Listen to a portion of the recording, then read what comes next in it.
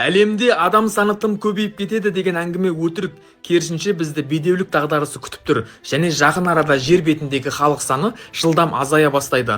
Дүниежүзілік банктың мәліметі бойынша халық саны табиғи түрде сақталу үшін әр отбасыға 2-1 баладан келуі керек. Егер бұл көрсеткіш төмен болса, халық саны азаяды. Қазір әлемде 75 елде бұл шама төмен. ақш-та 1-6, Канадада 1-4, Қытайда 1-3, Испания, Италия, Украинада 1-2. Тек кейбір Африка елдерінде бұл көрсеткіш жоғары. Мәселе адамдардың бала сүймейміз немесе үй жануарларын артық көреміз дегенде емес, бала сүю барған сайын қиындап барады. Ер адамдардың ұрығы азайып барады, ал әйелдерде түсік тастау жиілігі өсуде.